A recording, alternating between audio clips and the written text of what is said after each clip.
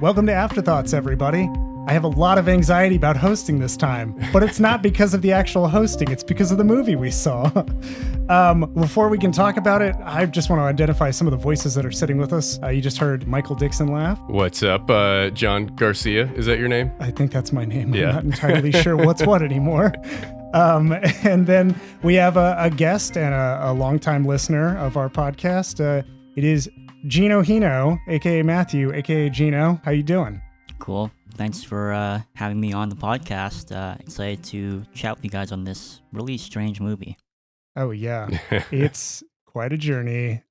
So excited, but we're pumped to have our longtime listener, first time caller on the show. That's tonight. another aspect of me having anxiety. I don't want to shatter the illusion of how cool I may be. But then again, I think I do that like every time we have an episode recording. So. But yeah, the movie we're talking about, hence all the anxiety discussion here, is 2023's Beau is Afraid. She's very pretty. Is that the type of girl you're attracted to? I am so sorry for what your daddy passed down to you. But I wanted a child. I'm visiting my mother tomorrow. Do you ever wish that she was dead? What? Beau? Are you on your way? I'm on my way. It's not safe, is it? I sincerely doubt that. I'm sure you'll do the right thing, sweetheart. Beau is Afraid is the story of one man who has way too much in the way of anxiety for his mother.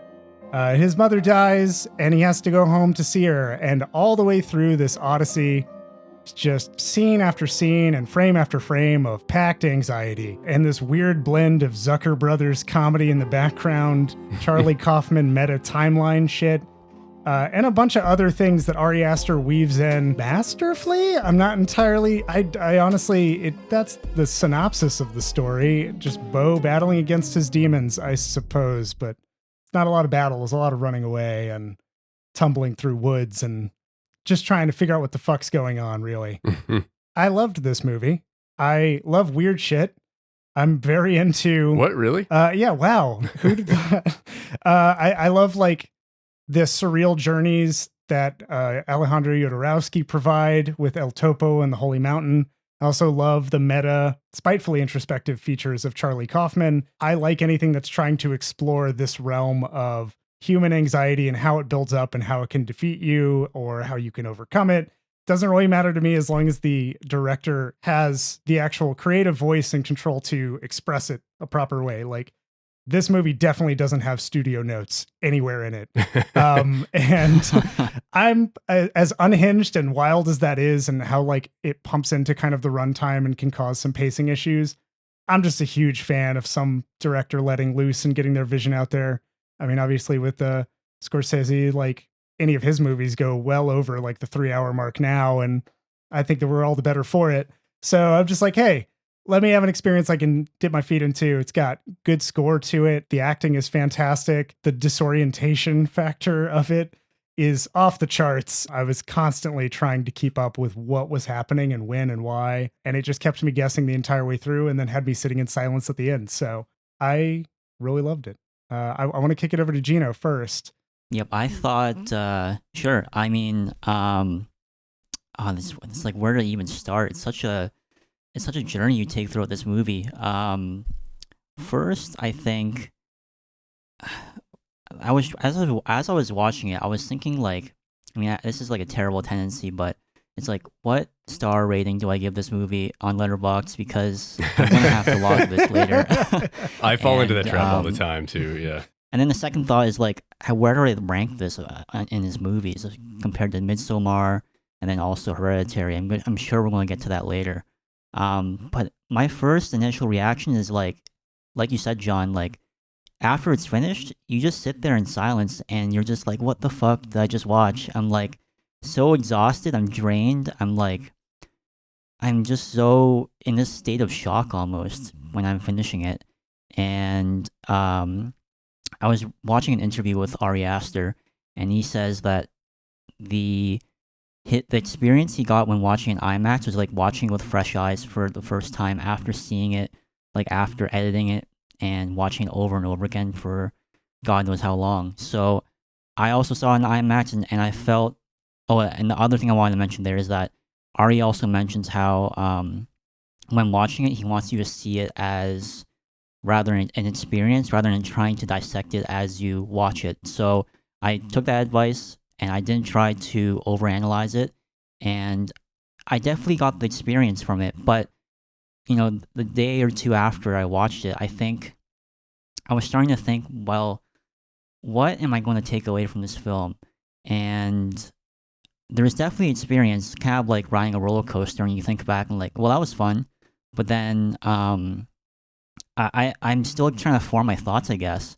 I'm like, I think the part that gets me the most is the guilt part that comes through. It's like pretty strong, and I think this is the part that I think either is or is not relatable to people. It's kind of like a binary 1 or 0, and for me, it's the 1. So that's my first initial thought, and there's like so many themes. But yeah, I'll pass it on to Dixon here and see what he thinks. Cool. Yeah. So John and I saw this in IMAX like 5 or 6 days ago, and then I saw it again last night because I was like, I need to get some more clarity around this. Like, when you first watch it, it's like, you know, you feel like you're kind of being pulled along. You're like, what the fuck is going on with all these crazy set pieces and stuff? And then, like, watching it again, it's still that experience, but I felt like I was able to piece it together a little bit better on a second watch. I think what Ari Aster is doing in this movie is creating just a feeling, right? And it's a 3-hour long movie, and it really is just capturing that anxiety and that guilt that you feel, you know, when your parents are like trying to guilt you into like doing something and come home for the weekend or something. You're like, oh yeah, I probably should, but I don't know if I really want to. As a single only son of a single mother, I definitely like got the you know, the guilt that Ari Aster is going for here. And you know that he talks about in the opening kind of therapy scene of the movie when Joaquin Phoenix as Beau is sitting with his therapist, and his therapist asks him like, do you ever wish your mother was dead? And he's like, what? No, I would never say that. And he's like, well, it's like you can think that and not want it at all, and like you can have these ideas in your head that are contrasting, and you know, we're here to talk through that. And I think like that's an interesting idea in a way that, you know, like a lot of times grown children think about their parents, and it's like, well, you know, yeah, like I want to see them, and you know, but it's like oftentimes it's like, yeah, that would be fun to do, but like there are other things that I want to do too, and I know that like me coming home is like the best thing that's going to happen to, like, that's going to be my parents' favorite thing that's going to happen to them over the next, you know, few months. And like, for me, it'll be like one of the things that I did. And, you know, there's just kind of a different dynamic there in kind of the enjoyment that you get out of the relationship, I think, when you're an adult child. And Ari Aster does a great job of capturing that feeling in the movie. I think like any complaints I had, I think Beau is a very thin character. Like there's really not much going on there except for his crippling anxiety.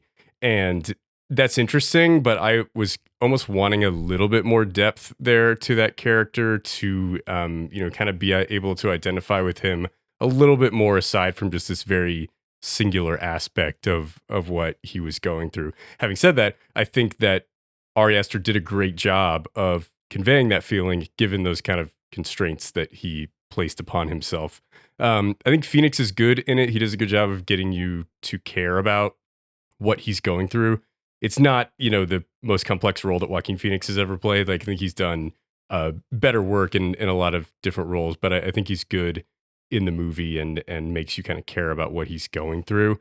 The film goes through kind of 4 different acts, and I think they're all interesting in their own ways. I felt like the second act with kind of like the new parents, you know, after the injury was probably the weakest one for me.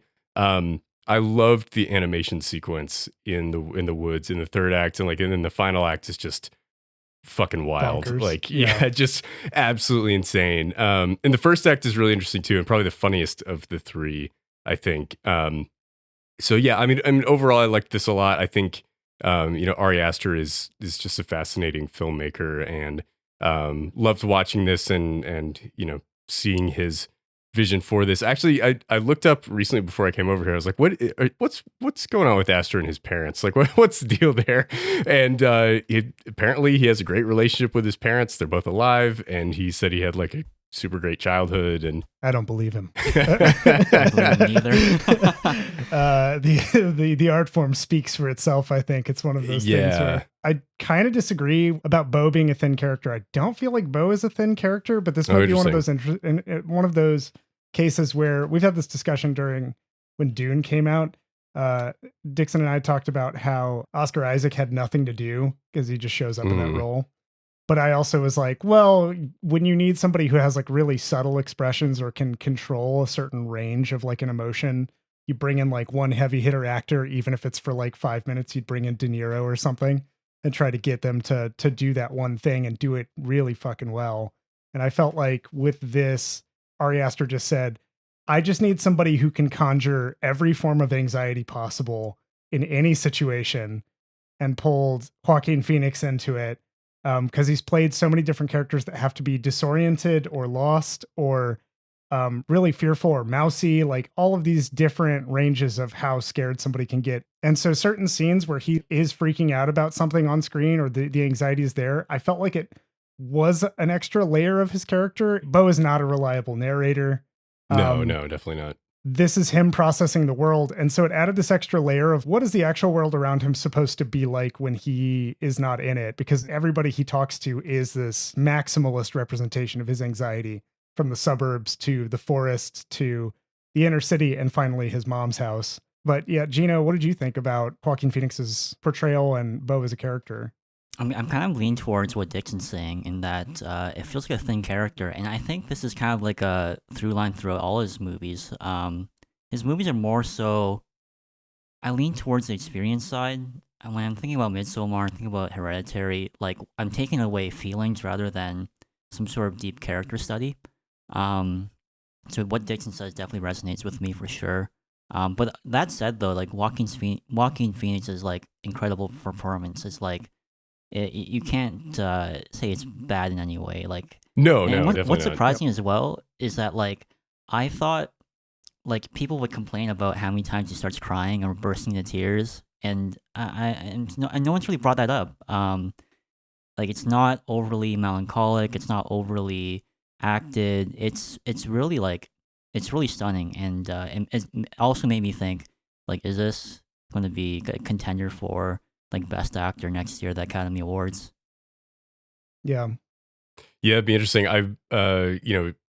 Obviously A24 did really well with Everything Everywhere All at Once last year, but I feel like a lot of people are going to not respond to this movie the way they did to that one, and I imagine they'll probably have a harder time pushing this one for awards. But I would definitely be supportive of that if they did. Also, production design, I feel like they could definitely win something there. Did you tell me that somebody said this is the anti Everything Everywhere All at Once? Yeah, I saw that on Twitter from some critic. I forget who it was. Brilliant. So like, yeah, that makes sense. Absolutely. Yeah, I guess it does make sense that it's not a character study. There's not a whole lot to Beau beyond like the relationship with his mother you're picking up on.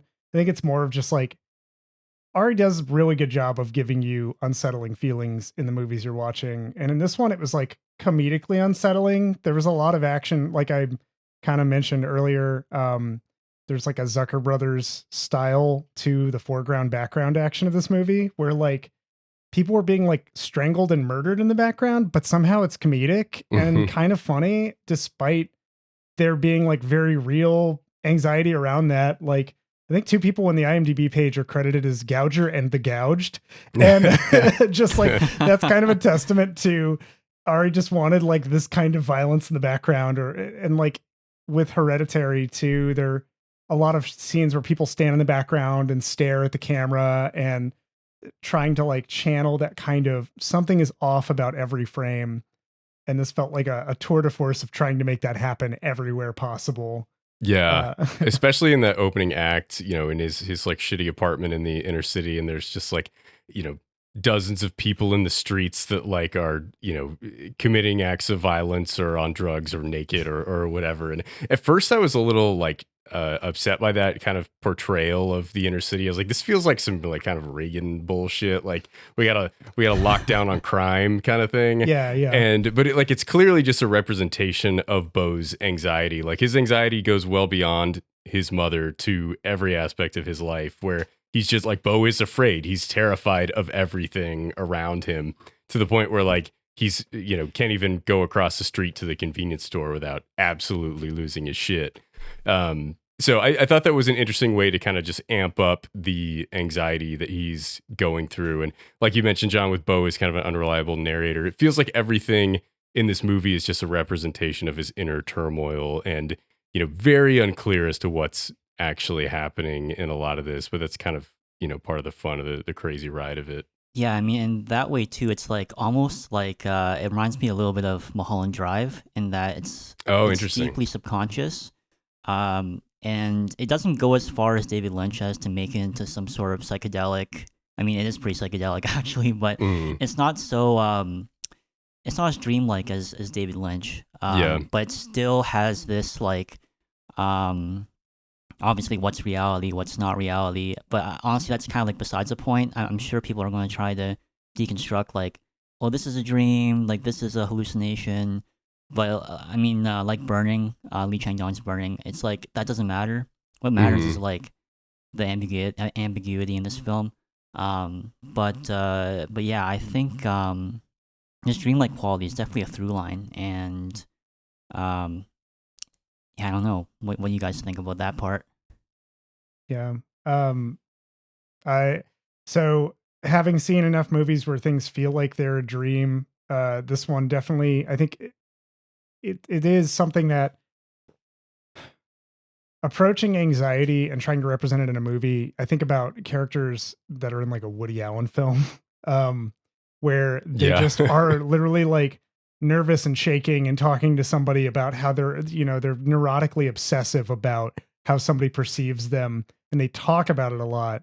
And I feel like the dream quality, the dream through line here was intended to very much immerse you in what somebody is feeling when they're doing that. Like, none of us probably want to be accused of being a thief and have somebody be like, I'm going to call the police on you. Like, not in a Karen context, like in a legitimate, you're going to go to trial and you're going to be framed for something. And Beau has that whole experience at the convenience store when he's trying to frantically search for like nickels and dimes to pay up to the price of the $1.59 or whatever it is.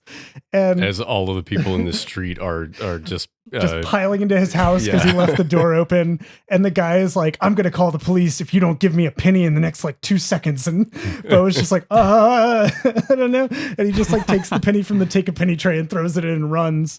But it is that maximalism that like, I kind of in my thoughts after seeing the movie, while all of it is so disorienting and nonsensical in frame to frame continuity, the overall emotion that exists within any anxiety like filled scenario that Beau encounters, I felt was an empathetically breaching moment of the movie, like constantly pulling you closer and closer to Beau's fears, because you're like, oh no, I don't want that to happen. Like, oh, that's fucking terrible. Why would this? And every one of those little breadcrumbs just kind of gives you a little bit more interest to see like, well, now Beau's in a new setting. Surely it can't be that bad. Like when he gets hit by the car and stabbed by the birthday boy stabber, which is the legitimate news name that's given to this man.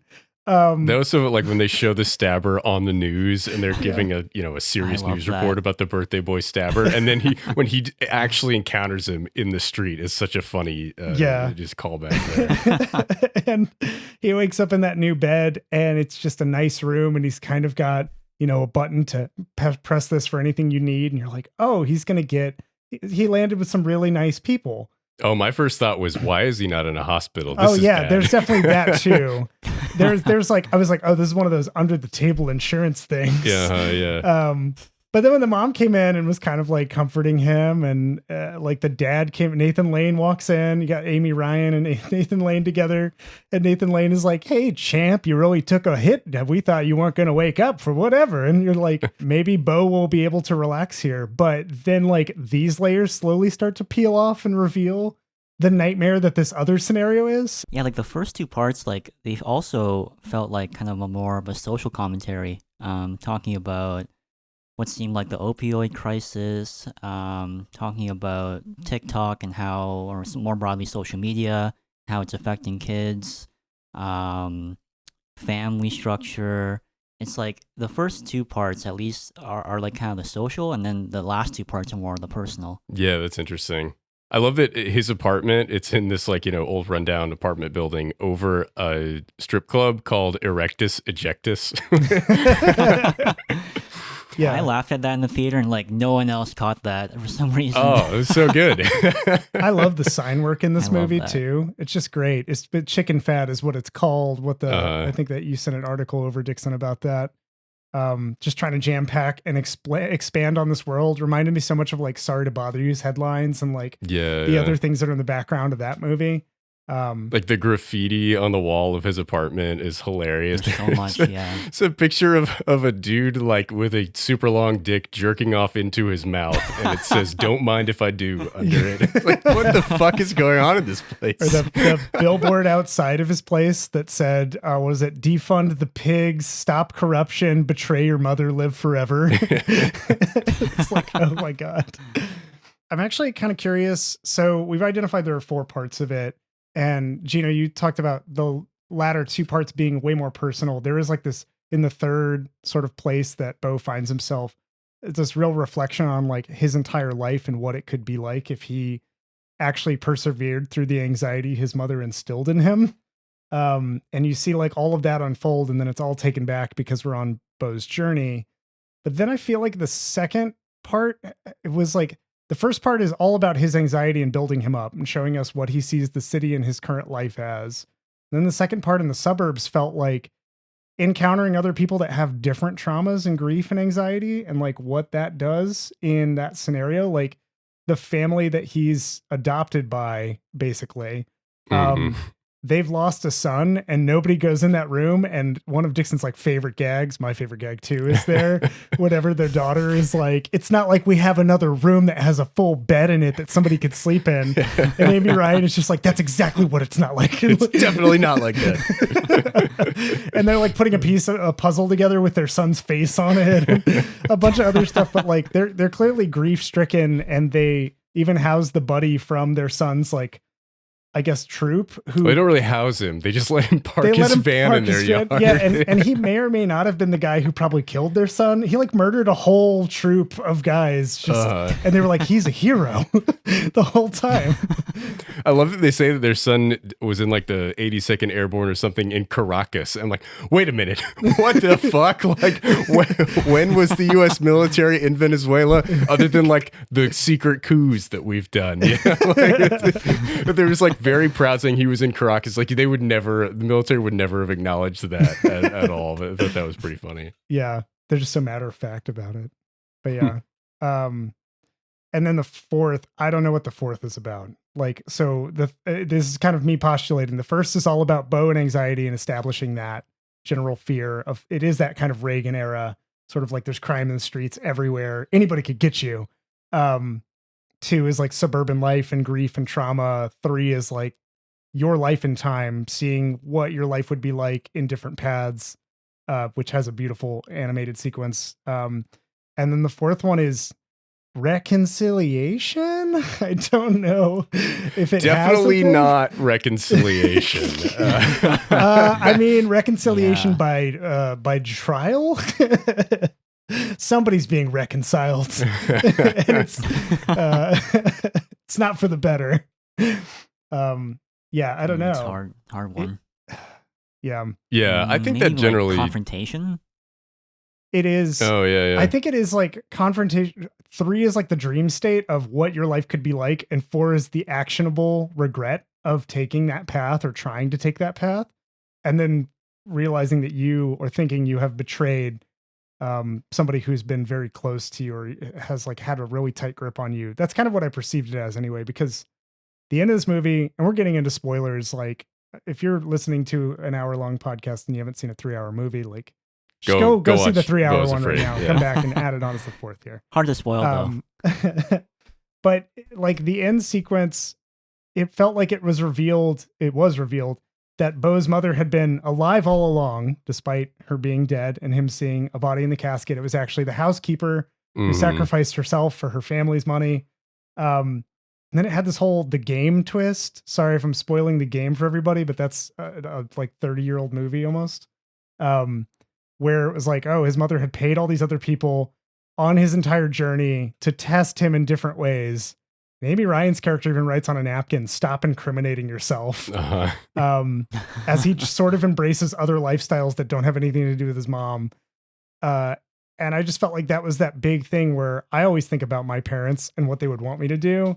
And like that little voice is just always ingrained in my head because I grew up, spent 18 years at the least for my side under the same roof, having them tell me that everything is going to kill you, or you should be afraid of this or that. And you should definitely watch out for these kind of people. And this situation, never get tattoos. And I still haven't. Like I have high anxiety around those things. And the fourth piece of this movie really felt like Beau trying to reconcile that he had made an action that was outside the boundaries of his comfort zone.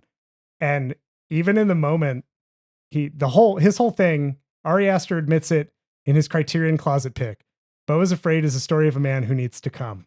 And and Beau has sex for the first time, and he immediately, the woman he's having sex with, she dies, which is the subversion, because he had always been told he would be the one who dies when he comes. He was told it would be a genetic thing. Yeah, he's told that his father died while coming into his mother at the moment of conception. Same with his grandfather. Yeah. It's just such a fucked up thing to tell your kid. Tried and true tradition to die inside of someone, I suppose. But yeah. And then we get a whole thing where like his dad may be alive and we're never really sure if it is his dad or not. He starts assuming it is. The guy just kind of like tells him, hey, I knew your dad. I saw him when he was alive. He's not dead. But even that, like, it doesn't stop to talk about it. And that's, I think, also main criticism people have given it is it never really like resolves anything it opens.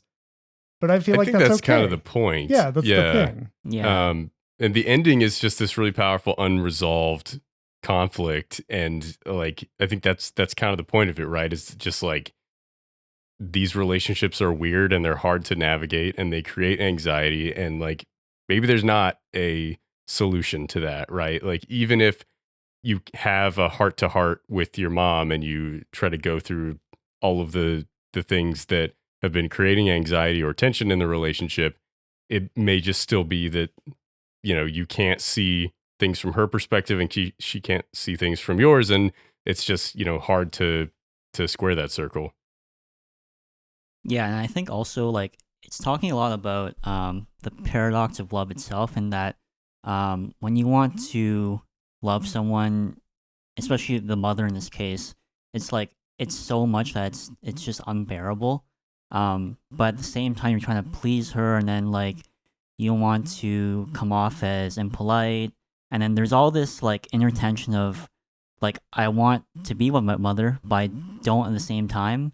So it's like it's always in this flux, and also because of the asymmetry between the love of Beau and his mother, it creates another layer of tension as well. So this whole movie is just dealing with this asymmetry and this tension and this paradox, which is also just apparent in normal life. Yeah. Thinking about like how there's like so many moments at the end too where he has multiple confrontations with his mother when you think about it. Like first he has a confrontation with her death. Like he's staring at her corpse and he's pretty convinced it's not her. That at least he says later. Her headless corpse. Yeah, her headless corpse. Open casket funeral for a headless corpse. I love the plaque on the like dented floor that says like, here's where the chandelier fell and broke her head. Here's where it happened. Here's where Bill Hader found her. Yeah, and then later he has this other confrontation with her where he finds out she's not dead. That's when he's had sex with his love interest. I can't remember what her name is. Elaine, I think. Elaine, yeah, something like that. Yes, that's right. And he's like, she has two servants come in and carry Elaine's frozen corpse into like a back room, which is also really funny. Like, I was like, is that like a whole robot she had built just so that she could die right there? Or is that actually a person? At that point, it's just like, it's fever dream logic. Yeah, or is she not dead and she's just being very, very still? She's paid for her skills to be still. But he has that confrontation with his mother immediately after because he had sex in her bed. And that is that like subconscious guilt of like, I'm doing something that my parent wouldn't approve of, had warned me against, and I'm doing it in the most sacred place that I could think of for my parent. And then later he has his mother come and continue to confront him using the therapist who comes in. And that's when I say, like, when I say reconciliation, I think there's like a trial, basically a truth and reconciliation that's happening where he's reconciling all these pieces of betrayal to his mom. It starts with that billboard I alluded to that says "Betray your mother, live forever." At the very end, once he has betrayed her and started to self-actualize, he immediately implodes, like shuts back down. And there's so many different ways that happens, all of the different layers that come together with it. And it culminates in him like choking her, like he's so overwhelmed. Well, we didn't even talk about him discovering his dick father. But just like gets so overwhelmed and chokes her, and she falls and like breaks something, and then suddenly he's out on a boat riding in the starry night sky, and it's like this moment of respite, so calm and serene and free, and then it immediately enters into a dark arena where everybody's watching the final trial against his mother, and he loses, and he fucking just eats it.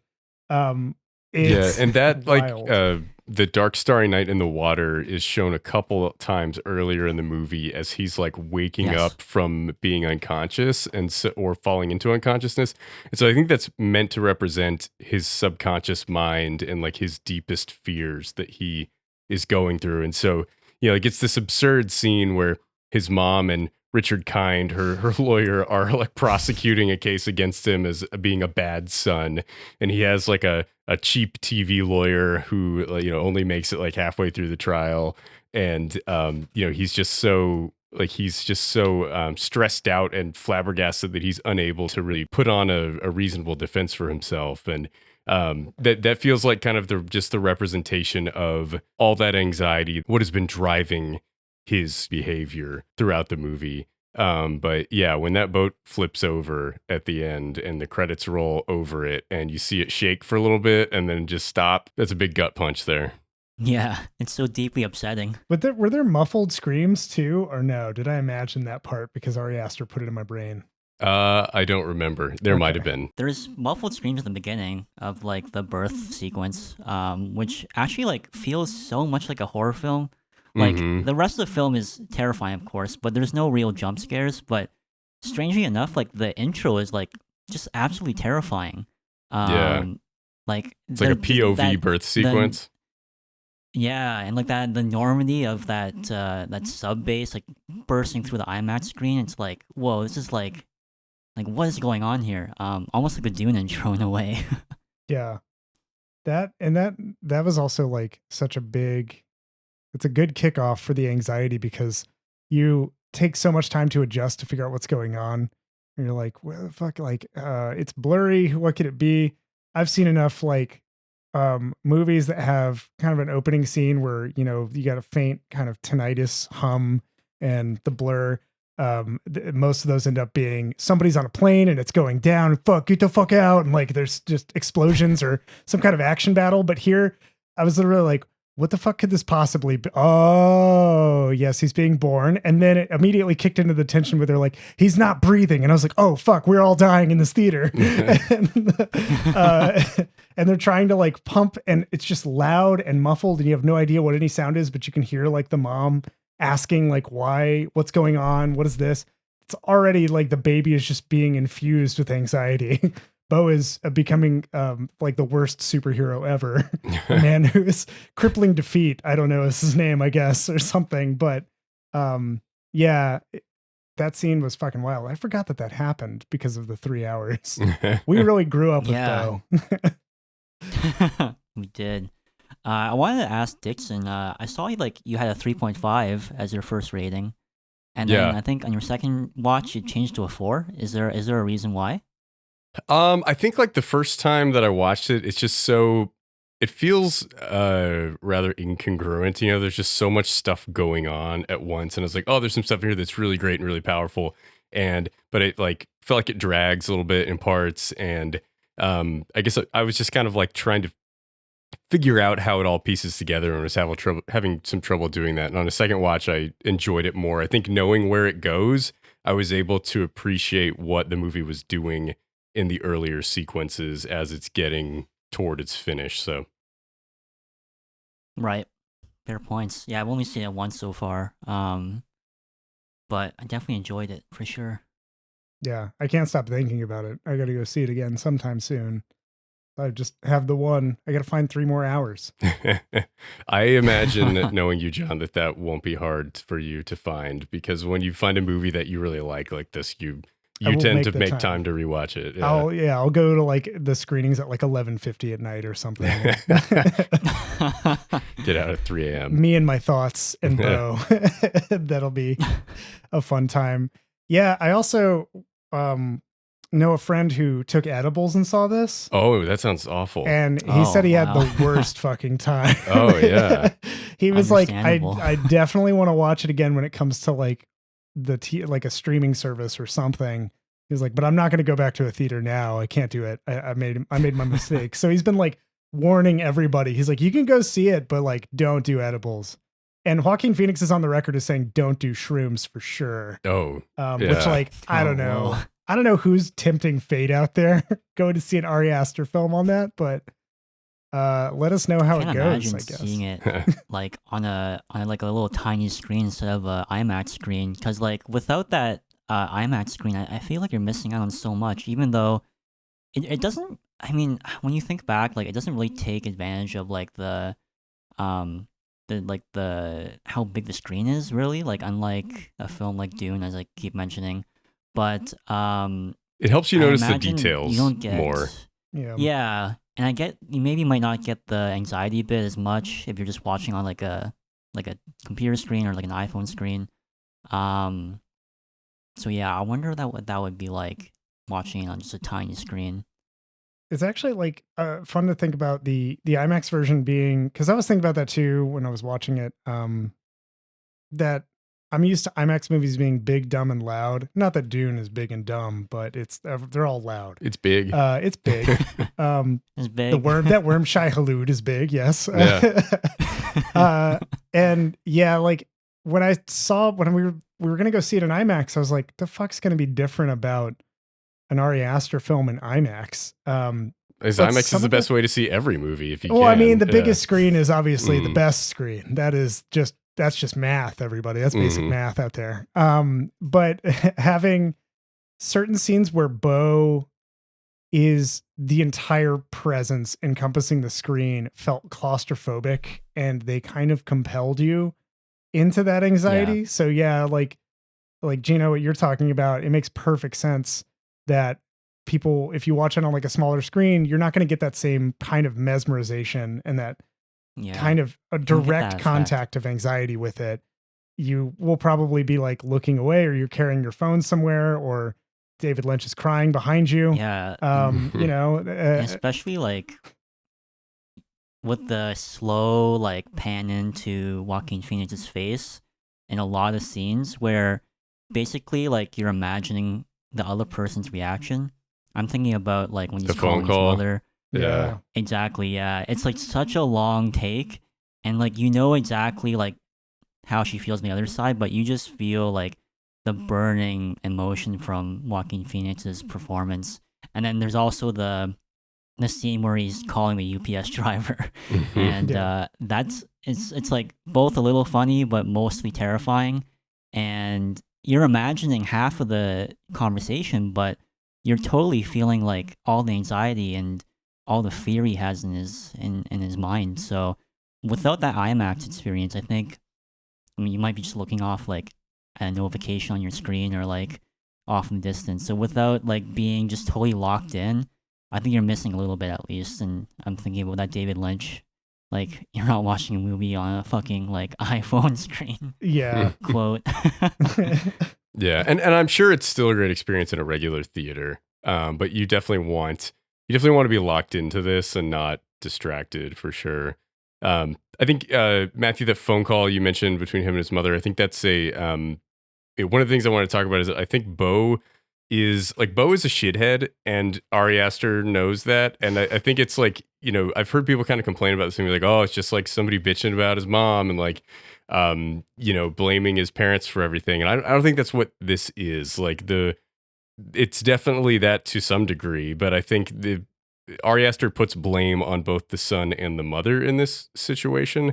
And obviously the mother is too controlling and too quick to spoon out guilt on her son for every little thing. But like, Beau needs to get his head out of his ass and live his fucking life and stop being so anxious and, petrified at everything around him. And I think the movie brings that across, and it's not trying to say that like, oh, this guy's life would have been great, like this, Act 3 fairy tale, if not for his controlling mother. I think it's saying that like he is incapable of living that life because he is getting in his own way and he's not allowing himself to kind of achieve his full potential. So I think it's interesting to look at Beau versus his mother and see like, there's plenty of blame to go around here on why this relationship is as shitty as it is.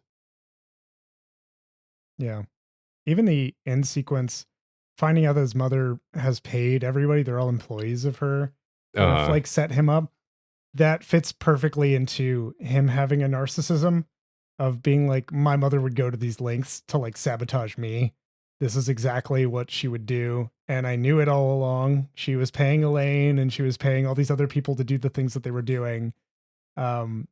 It's fascinating to see him reflect on that and not push past it. Like he just falls back into it harder after he sees the play. Cause the play is kind of this, hey, Beau, don't be a shithead. Like, here's the things you can do. You can raise like honest, humble boys and have this like village life and know everybody in this community. And it was like all of the things he kind of subconsciously wanted coming together, and he was sitting around with like this community and enjoying the play and then seeing himself in it. One of those moments where like it beautifully represents it's art within art, where they're putting on just a grand performance. I would fucking love to see that stage play. Oh yeah. It was really fascinating. This set was so cool with the rotating trees representing the different seasons. Yeah. And, That was incredible. Yeah. So awesome. Yeah, and then even that is like cut down by his real life coming back to get him in the form of that ex-military dude running through the forest with a machine gun and showing up and just gunning everybody down. I did when he first wakes up in that bed and he's like, what is this thing on my foot? And Nathan Lane's like, that's my little assistant health monitor. It's like, that horse shit, that is a tracker. When is this going to come back into play? Yeah. And like, but it does in a very entertaining fashion. Yeah. Talk about like Hitchcock's ticking time bomb. We saw that guy, that military dude, I don't know what his name is, Doug or something, and he's just going crazy. Like in the back of any sequence that is at that suburban it's like house. Army crawling and diving into the pool for no reason. Yeah, like running down a ramp and then just dropping into the pool. Like it was great background comedy and very unsettling. And then when they unleash him on Beau after that very traumatizing paint sequence, I was just like, okay, when is he actually going to find Beau? And the moment Beau found that theater crew, I was like, this is the place where there's going to be a massacre. Like, holy shit, when's this going to happen? And I started to get my own anxiety. I was like, oh, fuck, no, I don't want to. There was like the pregnant mother sitting next to him and all these really friendly people saying hi. And I was like, oh, no, I don't want this. I did love that sequence in the woods where, it's like he meets this theater troupe that just puts on performances in the woods for no one, I guess, just for themselves. And like any Renaissance troupe, yeah. Sure, yeah. And he gets there and one of the guys is like, hey, do you want a costume? We try to blur the line between the audience and the players. And so he gets a costume and he's sitting in the audience and like, he's watching the play and then all of a sudden he is in the play and you see this massive, I don't know, 15, 20 minute animated sequence play out. That's just some of the best animation that I've seen in a really long time. I just thought it was really cool to see the care and the detail that they put into making that just really pop off the screen and look absolutely beautiful. And it, I thought it was the most interesting representation I've ever seen of like seeing art in front of you and identifying with it and seeing bits of yourself inside it. And, to the point where they're actually showing him go through what the main character in the play was going through and having this emotional moment where he's kind of realizing, oh man, like maybe my life could be different, and then snaps out of it right back to reality. And he's just like standing up in the audience, and the woman next to him was like, are you okay? Like, what's going on? Sit down. Coming back to Dixon's point about whether or not Beau is kind of like in control of his fate, and whether or not he should like pull his head out of his ass and get his life together. It's hard. I think my opinion on this point is that the mother is like just so controlling. She controls like his therapist. He controls like it seems like the mother is also like some sort of like pharmaceutical like drug lord. And then the last point here is like she also owns what looks like rehab centers, I think. Which I think Beau is living inside. I if I'm not wrong here. He's living in one of their buildings, yeah. But yeah, like one of these like rehabilitation centers where like he's living. So like everything is like within his mother's fingertips. For Beau to pull himself together, it would take so much effort. It would be hard to blame him for the way he is. Yeah, that's true. There's definitely a lot there where like she has never kind of really let him be his own person and, let go of her grip, even though he's in a different city than she is. Like she's doing everything she can to maintain her power over him. Hence the whole like the phone call that he has with her. There's very clearly she's got like a good grip on him and how he feels. Cause another thing was like Joaquin Phoenix did a great job with his body language in any one scene. Mm-hmm. It was like we saw him shift from he was getting ready for the trip. He felt confident enough.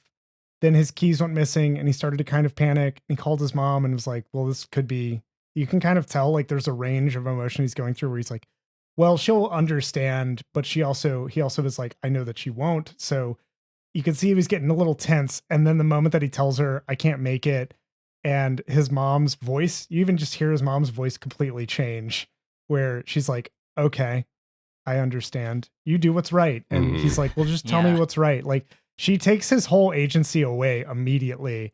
And he's like, just tell me what I should do. What makes you happy? And that's just like an abuse victim. And that's kind of the typical behavior of somebody who has to endure like a narcissistic parent and really can't get away from that. So yeah, it becomes like harder and harder for him to get through, but it is very much about him trying to self-actualize. Like that's the whole journey of the movie, is him coming to terms with his mother's death and trying to self-actualize into being an individual. And it doesn't go well for him, just because of the trauma he's already experienced and the anxiety he already suffers from. Yeah. And Mathew, maybe where I'm coming at this from a different angle is I guess I just see this as being such a, just like a subjective movie where like you're seeing everything from Beau's perspective, that like, I think he is exaggerating in his own mind the power that his mother has over him, just because it's so absurd, right? The lengths that she would go to like, control his therapist and everything around him, all the people that he encounters on this, like he happens to get hit by a truck that is being driven by people that are on her payroll and they keep him imprisoned in their house. Like all this stuff. I'm like, I don't think we're seeing what's actually happening to Beau. I think we're seeing how he's perceiving the world. And like Ari Aster, I don't think is letting him off the hook for his own fault in his problems, because he's not able to kind of like, shed himself of this idea that he is, in the full, manipulation of his mother. Yeah, and plus on top of that is the unreliable narrator aspect, which compounds all what you just said. It's intended to be a tragic story, and there's no way around it. I don't even know that there is like a comeuppance that he deserves or gets in the scheme of the things that are going on. Yeah, I don't think so. He literally just collapses, like implodes under the weight of his own delusion that he's finally gotten to this point where he's so anxiously fueled by his mother's relationship with him that when she dies, he's effectively lost, which I guess is that Starry Night Sky sort of segment too, is a bit of like, you're just out in the dark alone. Your mom's not here anymore. What are you going to do?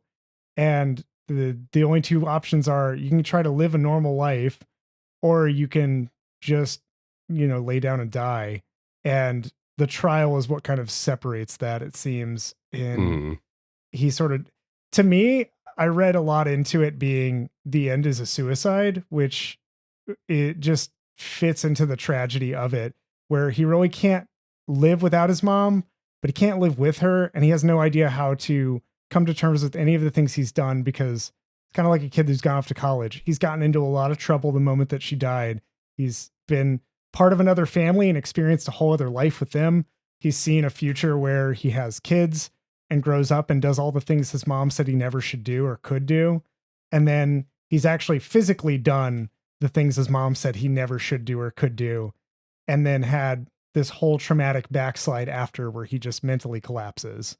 And I have no idea how to reconcile it for his character. I have no idea how to feel about his character, other than just in general sad that there are people who legitimately go through that and have no idea how to pull themselves out. There's no way to do it. They're so convinced that they can't. It's just brutal. Which we turned to each other at the end of the movie, Dixon. We were just like, bleak. Yeah. Like, just don't even know. Bleak shit, man. Yeah. We have to talk about the dick monster. Wait, I was going to say, we have to talk about the right? big dick in the room, I wanted right? to mention Beau has this recurring dream throughout the movie that he has. There's like another version of himself, like a twin, maybe when he's a kid, and the kid keeps asking, like, "Where's Dad? Where's Dad?" And the mom gets fed up with him and puts him up in the attic and never lets him come back down again. He thinks this is a dream that he's had. That sequence, by the way, reminded me a lot of Hereditary. The way they show that room with the attic stairs, it's kind of like a disembodied. It looks like a model. Like it reminded me a lot of Hereditary and some of the way those scenes are shot, which I thought was cool. But so he has this dream, and then finally, in the final act, when he goes to confront his mother, and she's not dead, and they're having this conversation, and she's like, "All right, why don't you just fucking go up there then and see what's there?" And it turns out there's a grown Joaquin Phoenix sitting next to a massive dick monster with like pincers. It's got like Starship Trooper bug arms. Yeah. Just in time for a military dude to show up and get spiked in the head. Yeah, just like burst through the window, shooting wildly into the dick bag, and like all of the all the blood and everything, and then he just gets his fucking skull knocked in, and you're like, oh Jesus. And there's a face on the dick head, which is just very upsetting. Beau like never stops screaming about it. It's man.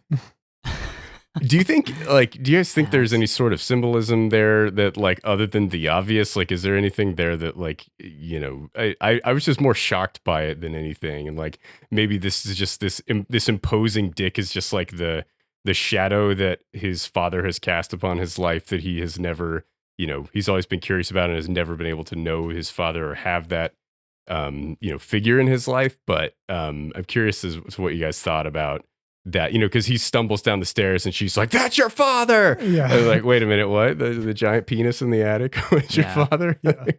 What keeps popping up in online reviews is like the edible complex part of this movie. That there is something to do with like Joaquin Phoenix being like in love with his mother, and then his mother being in love with him, and then it seems like there's something to do with like his mother wanting to kind of keep him, like in quotes, like pure, I suppose, might be one way of putting it. There's like one scene, if I could watch a second time, there's a scene where like Beau is in the bathtub as a kid, and I think his mother is like wearing like a bathing suit, and then it cuts, and then she's like wearing a dress. So I don't know if like that's either me making things up or has something to do with the like sexual component of his development. But like when they're on the vacation on the cruise ship. It's like actually when they're at home, she's like washing him, and then it cuts, and then she's like wearing a dress. Oh yeah, she's younger. She's like Elaine, isn't she? She looks kind of. I feel like she looks younger in that sequence. Where it's she's a different in a bathing actor, suit. but It's a different actor. Yeah, she's also younger. Yeah, that's right. What it is. And then I think the other thing is like the dick in the attic is like the mother's control of her own son's like sexuality, and and now Beau is like confronted with the fact that he didn't realize this until that moment he saw like the dick in the attic. Yeah. It's interesting being confronted by that in the attic and having it put away, being oppressed. He's just rediscovering both like his father and what his sexuality could be. And I also interpreted it in a much more lowbrow way as his father's a giant dick. And that's why he left the family.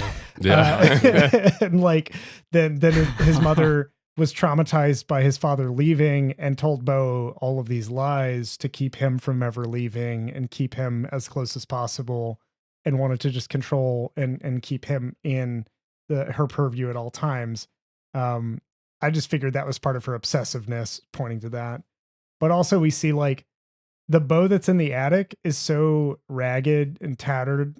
Like he's kind of got a deadbeat aesthetic. And I interpreted that too as like, this is what his mother envisions she's protecting him from becoming, is like this deadbeat in the corner or something. He doesn't really have too much time to talk to other Beau before he's like pulled back down and still freaking out about everything.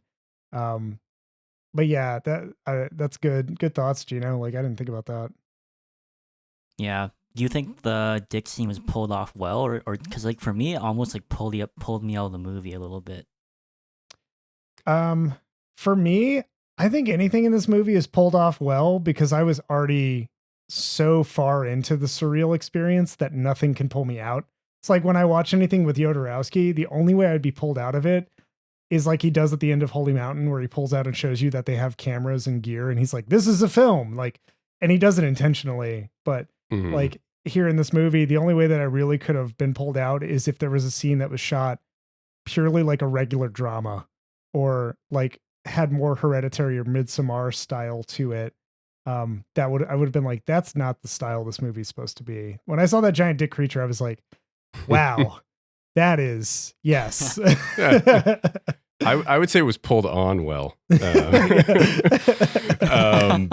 yeah, no, I thought it was an interesting scene. Like I think it does a good job of kind of, having the tension explode, right? Like there's this buildup of this long conversation between Beau and his mother, and it seems like you have to go into that attic, right? Like it has to be there, and obviously, like there has to be some sort of weird shit up there in order to kind of make the payoff work. And it was fucking wild. Was not expecting to see just a giant penis with claws in the attic, but yeah, I mean, I thought it was a well done scene, and it definitely was like yeah, it kind of, I can see what you're saying. It kind of pulls you out of maybe the haze that the movie has you in when you're like, oh my God, there's a giant practical effect dick monster in the corner.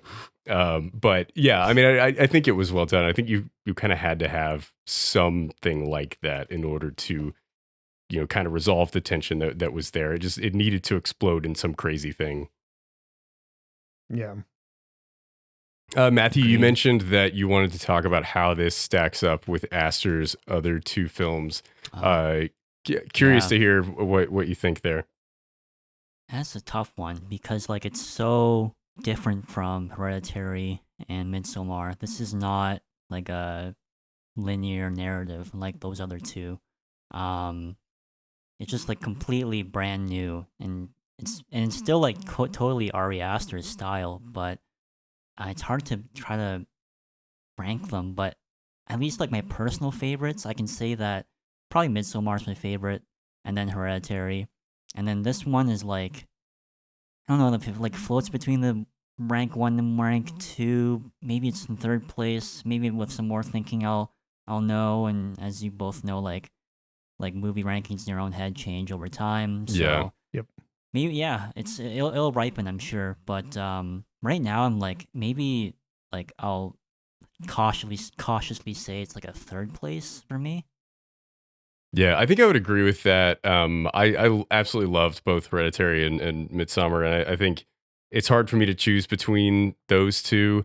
I really liked Beau's Afraid a lot. I think it's possible that in time it could be thought of as Aster's masterpiece because it is so unique and fascinating and different than anything that I have ever seen. And so he's definitely, it feels like he's kind of breaking new ground with this. Taking a lot of risks that like are not for everybody for sure.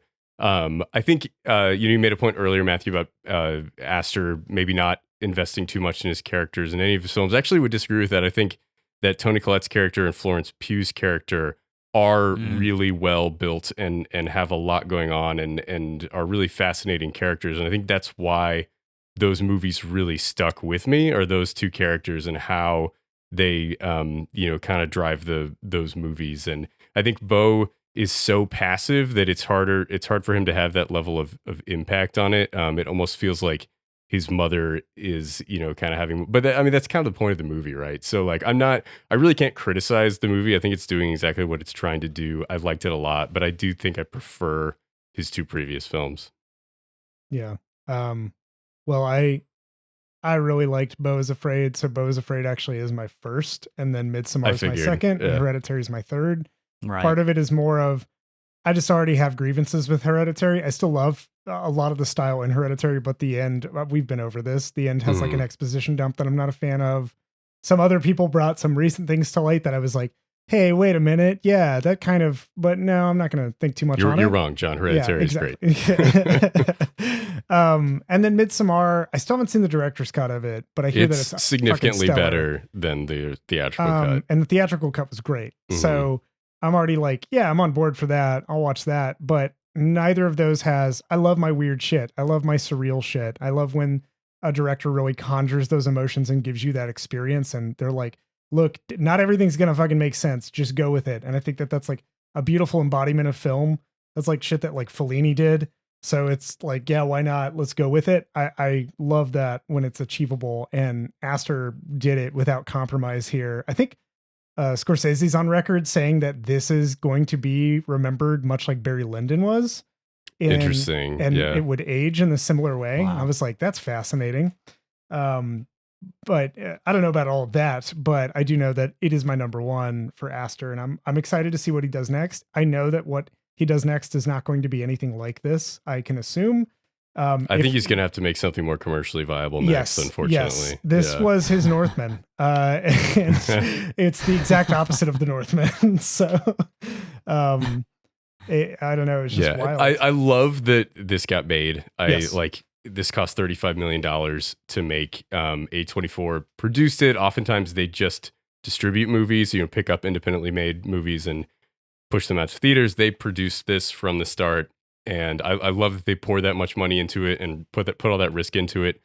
Having said that, it bombed pretty hard at the box office, and I hope that they're able to recoup enough through this down the line that they're still able to operate as a company. Like, I imagine that's a pretty big financial risk for them to not be able to see that come back. But we'll see. I don't know. I could see this movie be something that turns out to be a big cult hit, and down the line ends up making it back on streaming or A24, $50 Blu-rays and things like that. But yeah.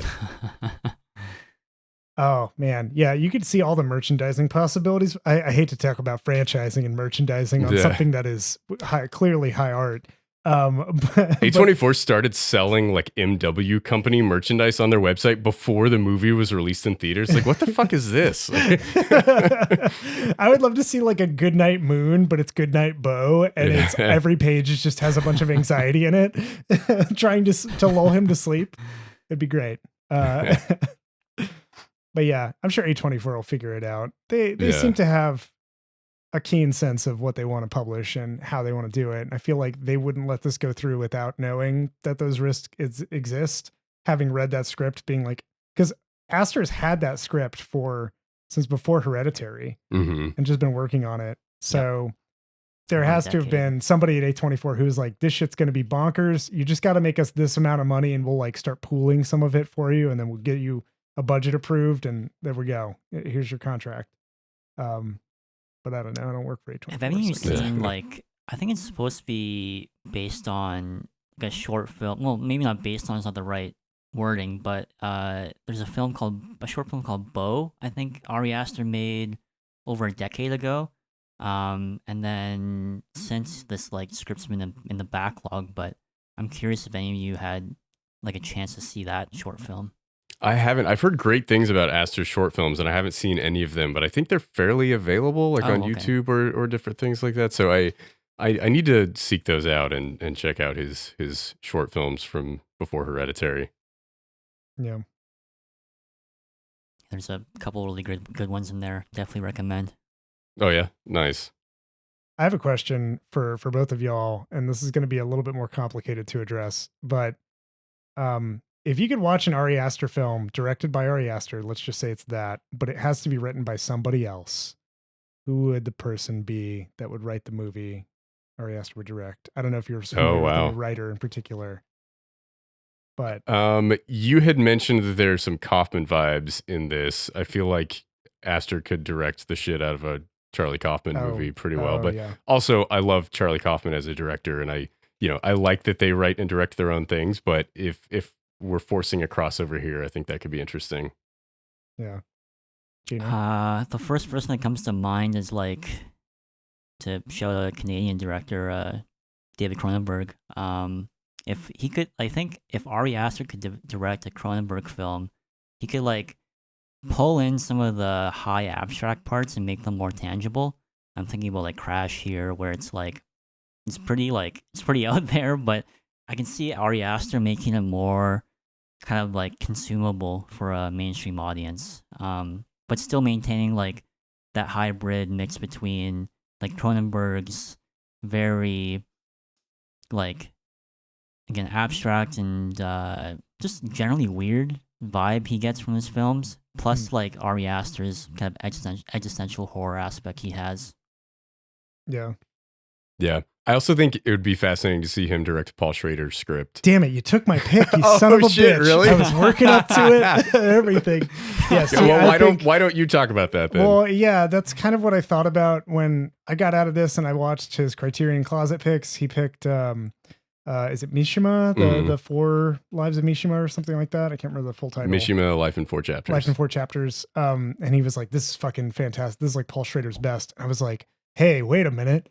What if Paul Schrader wrote a thing and he directed it? Because I think that Schrader has a great grasp on characters who are struggling with isolationism and extremism and trying to balance how they interact with the world. And Aster has this great way of manifesting those feelings into physical interactions with other characters in a like non-dialogue based way. Just like the way that he frames certain shots and distances characters and does like blocking, and like in Hereditary, the people trying to like cast out the demon from the sun, like the ways that those scenes are done is this weird, surreal, in a way it's kind of camp, but it conjures such a deeply unsettling feeling to bundle that with Schrader's sort of unhinged antiheroes and just like regular deadbeats or whatever. It would just be wild to see. Yeah. And Schrader also has a very minimalist approach to filmmaking, and, he's very influenced by Robert Bresson. And Aster, this was one of the most maximalist things I've seen in a long time. And I think it would be interesting to see that kind of approach to one of his scripts. Taxi Driver is kind of that way, right? Where Scorsese is putting a lot more pizzazz into the filmmaking than exists in that script. Yeah. Well, curious if anybody else out there has suggestions for who would be great to write an Ari Aster directed film, then like let us know. Why not? It'd be cool to hear. But yeah, is there anything else about Beau is Afraid that we haven't talked about? Is there something that we're forgetting? It's such a long movie. So much in it. We didn't really mention the vacation sequence from when he was a teenager. That's right. I thought that was a fun sequence, and it kind of gives you more background into his relationship with his mother and how overpowering she is in his sexual life and things like that I think kind of help to flesh that relationship out a little bit. You saw the movie twice, Dixon. Did they sleep in a room that has 2 beds, but they slept in the same bed? Or was it? Oh, I didn't notice if there's an extra. They definitely slept in the same bed. I know that. Yeah. I was just like, if there's another bed in that room, that says something completely different about this relationship. I don't remember there being an extra bed in there, but maybe I just didn't notice it. Yeah. Gino, what did you think about that sequence? Well, I don't think there was an extra bed, at least. So, but it seems like heavily implied there's some sort of, we can establish there's definitely trauma, and most of it's probably emotional. And then we don't know whether or not any of it's physical. Mhm. But it's like there's some subtle hints here and there, I think, that hint towards that. But I think Ari Aster keeps that kind of ambiguous for us to kind of guess at whether or not there's that aspect. Yeah, this was the trip where he meets Elaine for the first time, and He's like 15 and sleeping in the same bed as his mom. It's super weird. yeah, and his mom is like talking to him in his most vulnerable state when they're sleeping in that bed. She's like giving him all of this, like, you can talk to me about anything that you want to talk to, but also like just like pumping him full of these ideas. And She's like, any girl would be lucky Yeah. to have you. You know, yeah, like, it's and just, that's such a okay. weird kind of Yeah. like, Mom, I don't need that right now, please. It's fine. She's like his like wingman. Yeah. Yeah, and she's talking about, she notices Elaine and she's trying to encourage him to go talk to Elaine, but then later she looks heartbroken when Elaine comes in and is like, wait for me, and gets pulled away by, I don't even know where to begin with Elaine's mom.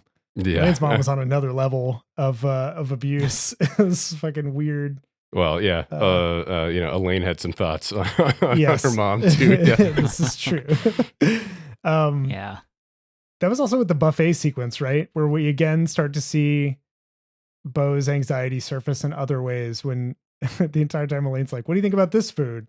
And we just get each food looks disgusting and has something Mhm. wrong with it. Like the chocolate fondue fountain has like flies in it and some other shit.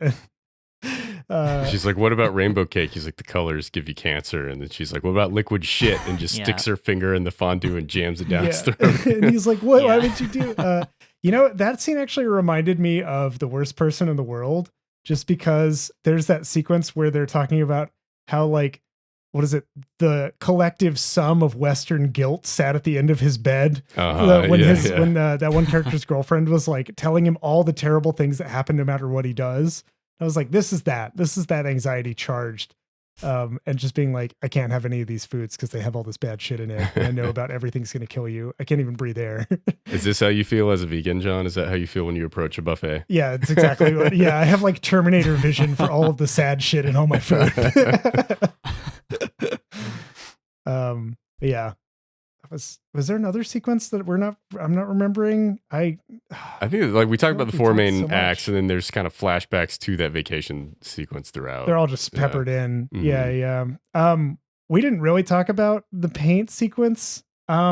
I want to talk emotionally how everybody here felt about that paint sequence. and Great. How it Felt escalated. great about it. Yeah, right. Yeah. It was good. 10 out of 10 would watch it So again. positive. Yeah, I would love to hear, Gino, how was that mini roller coaster of, let's not even talk about the paint in general, but like that daughter's journey with Beau. I can't even remember her name. Doesn't matter. Doesn't matter. I think it was Not their son. Tony. Tony, yep. That was Tony. it. think. That's right. Yeah. That was like, I found Tony like such a annoying like little brat character in the film. She's clearly just like the bully, but then at the same time, like she's like, you can somewhat empathize with the fact that she's part of this really dysfunctional family. And then she's always like filming Beau and trying to like blackmail him somehow, and then doing things. So like she's obviously a very mixed character, at least also morally speaking. With the paint scene, what to say about this one? I'm thinking like, again, like the first two parts, like to me are a very social social commentary on the present moment. So it seems to be addressing like something to do with like suicide and teens. But emotionally speaking, it definitely like was surprising at least. But beyond that, I don't know how else to react. It's quite sudden at least. So I'm kind of curious to what you two think as well. Yeah, it almost feels like it's meant to shock the viewer, like the way that it changes so quickly. And yeah, I mean, I think like Tony is clearly completely neglected by her parents. They don't give a shit about her. They're just obsessed with their deceased son, and that's all they can really focus on. And then she, deals with that by like having some sort of weird relationship with the army guy out back, unclear exactly what's going on there, and then like, smoking weird shit with her friends and threatening people and things like that. And then, all of a sudden she drags Beau into her brother's bedroom, and she, first starts throwing the paint on the wall. She's like, we're going to fuck this up. And then she's like, no, I just want you to drink this paint with me, and starts fucking chugging paint. You're like, oh my God, this escalated so quickly. This is the worst TikTok challenge I've ever seen. What happened to cinnamon? Yeah, God damn it. Simpler times. Harlem Shake. Yeah. Yeah, for this scene, when she started chugging that paint, I think I mouthed Mother of God. It was just so shocking. But I also, right before this happened, we saw a few sequences where she took Beau, oh God, that scene where she took Beau on a car ride. And that was like a little brother trauma. Like, it was like, did Beau have an older sibling that did this to him or something? Because it felt like she was like, maybe his addict twin made him do that. Yeah. She was like, shut up, you little brat, and smoke this, or I'm going to blackmail you, and I'm going to blackmail you anyway, no matter what you do. And I was just like, oh, fuck, man. I've definitely, like, I've seen enough movies and PSAs to know this isn't going to go anywhere good with her relationship with her brother, quote unquote. And then when he saw that like security camera footage where it like goes forward to the end of the movie, it was like a Spaceballs gag. And like it got all the way to like him getting to his mother's house and everything. And then suddenly like you saw like a few frames of her coming in and getting him, and then him on a boat doing something. And I was like, oh fuck, does he like murder her and try to hide her body? So the whole time that she was like getting fucked up on paint, I was like, Beau gonna try to cover this up? Like, what's gonna happen? And then the mom just like burst in. It's like, what the fuck did you do? Like, why would you do this? And starts giving like raw mouth to mouth on like what I assume is probably lead-based paint. This is the kind of movie for that. It's just like, oh my God, just run, Beau. I don't care. I like forgot about that. I was like, is this security cam footage just fucking with me? And then later I was like, no, it wasn't. Oh fuck, what the shit? I love it. Beau like bursts through the glass door and starts sprinting into the woods. Then you hear Amy Ryan shout like, "Go get him!" Like or whatever. I forget what the army dude's name is, but she just yells at him to like go get him, and then just that dude just like suits up and goes. Yeah. Also, we talked a little bit about Nathan Lane, but I loved his performance in this movie, like as the kind of nonchalant suburban dad trying to be cool. Like at one point, there just is a football in his hand for no reason. Like I was like, wait a minute, that wasn't there a second ago, and now it is. It was like clearly just to kind of emphasize the traditional suburban aspect of this family that's kind of trying to make everything look okay on the outside while everything is falling apart on the inside. But it's like he's sport is every other word, or sport buddy, my dude. Yeah. I love when he says my dude. Brother. I've never not related to somebody so hard before. But yeah, I loved every time he's on screen. I was like, oh, he's just killing it up there. Patti LuPone as the mother is fucking great. Like she's so good. Agreed. Gino, do you have any other favorite performances, favorite characters in this? I think really of course Joaquin Phoenix. I'm still thinking about his performance. It's really stuck with me, I think. He is just incredible. Like you think about his filmography and how he's like transformed into all these different characters from like the Master, even her, the Joker, and so on. Like he is Beau in this film, and I don't see him as any of his other characters. Unlike some actors, where I'm like, I'm not convinced quite yet. Like I'm still seeing you as like whatever you were before. So I think that performance is just incredible. And I feel like we already all know what we would say about this, but I'm gonna do it anyway. Gina, would you recommend this movie? I would personally recommend this movie. I think it's different in the lineup for Ari Aster. And for that reason, I think it's worth watching. Also, for a 3-hour film, it does not feel like a 3-hour film. I barely checked my watch, and it really moves well. I mean, I think someone mentioned there's pacing issues, which I might agree with slightly. It does take kind of like a dip during the story section, the animated section, but I think like that considered, it's so easy to keep your attention throughout the entire film. There's just so much going on. It's just so ripe for interpretation, and at least for me, it's like pretty relatable, I think. So definitely recommend. Nice. Dixon? Yeah, definitely recommend this movie. I think it's possible that I am too low on this. I'm definitely going to watch it again before the end of the year, and I liked it better on the second watch. I'm guessing I'll probably like it better again on the third watch. Just an incredible piece of filmmaking that is fascinating, I think, and like I will always think about this movie when my mom texts me and it's like, "Hey, you want to come up this weekend?" Like this is always gonna be in my mind. I think so. Like really, in the grand scheme of things, this movie is like, if you want to distill it down to one thing, it's about the anxiety you experience when your mom asks you to come visit, and that happens, every time. It happens like 5-6 times a year with me, and I think like I always feel like going home is such an infantilizing experience, like going home and sleeping in my childhood bedroom, and even though the room is different now and it's not the same bed and it's decorated differently, but it's still like you fall into old dynamics when you do that and go visit your parents and stay with them, and that's something that I always feel like, oh man, like if I go home for like Christmas and I'm there for 5-6 days, I'm like, oh man, like this is too much time. Like I've fallen back into this person that I feel like I've moved past, but I'm sinking back into who I was in high school, and I want to like pull myself out of that. And so I think this movie is incredibly relatable for me particularly with that, and definitely recommend people check it out. Nice. Yeah, like if you think you're enlightened, then try going back home and see if you're still enlightened. Yeah. I obviously would recommend this if it's at the top of my Aster deck. I'm like, hey, I'm going to recommend it.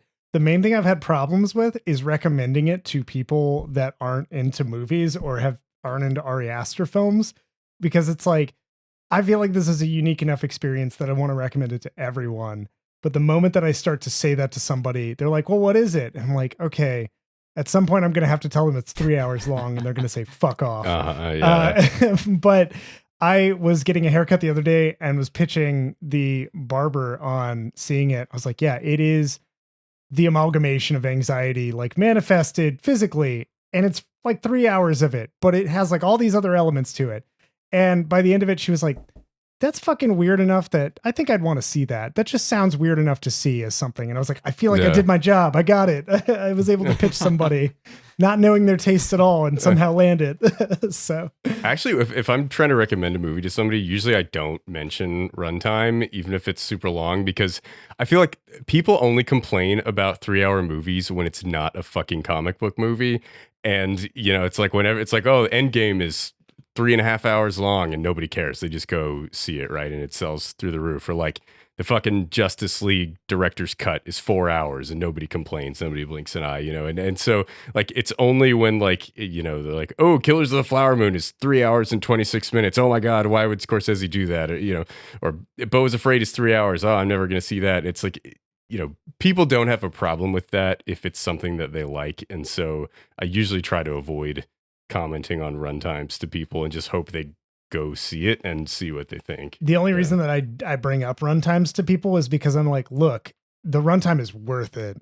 Set aside that time and go see it. Because when I've recommended it in the past and it has that kind of runtime to it, if that person ends up not liking it, then they're like, you wasted this many hours of my goddamn life. And then I don't stop hearing about it for like, years. Like I still hear, my dad still gives me shit about taking him to see Tree of Life.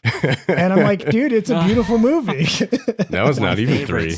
Yeah, it's not even at all. But he's just like, oh God, why'd you do this to me? Well, I've cured most of my anxiety with this discussion. Now the only anxiety remaining is what did we not talk about? But it feels like we picked over everything. So I'll tell it to my therapist. Yeah. So that crazy ass house that his mom had with like the basement that it was just quick open. Rapid fire it all out. Just go for everything. His therapist unsettling smile as he sat on the couch looking at Beau, knowing he was telling all his secrets to his mom. The cop that shoots him. The cop that's like, I don't want to have to do this the whole time. Joaquin Phoenix is naked. He's like, drop the weapon, and he's holding that little porcelain doll and drops it. He's like, don't make me fucking shoot you, man. Stop making me shoot you. Fucking cops. Yeah. There's a lot of full frontal nudity in this film too. Yes, there is. I bet Robert Eggers was jealous. 'cause he couldn't get it for the Northman. Studio said no.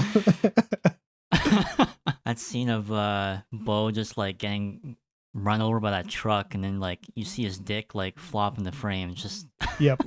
Just everything about this how it movie. bounces. Baz Luhrmann probably cried seeing this. I assume he saw this and was like wept at its beauty. But yeah. Well, yeah, that does it for us at Afterthoughts. This episode is wrapping up. If you haven't seen Beau's Afraid and you listen to all of this, I think that we peppered it enough with as many weird, nonsensical things that you can still go see the movie and enjoy it all the same, even if you didn't see it before. No matter what, it's going to confuse you just like it's confused us. So Yes. just let yourself go. Go do it. Find 3 hours, please.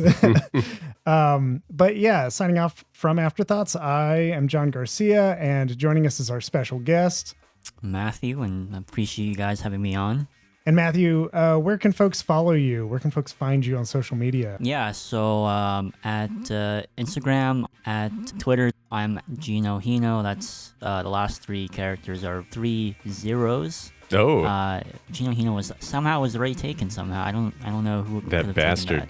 I update things every once in a while, but I also have a bunch of other projects ongoing that don't have a release date, but just be following me there. I'll update it with some cool new stuff. So Sweet. We're going to put that on the episode description as well, just so that folks can find it. Thanks again, Mathew, for joining us. And also, thank you to our regular co-host here. He is Michael Dixon. Thanks for putting up with our bullshit.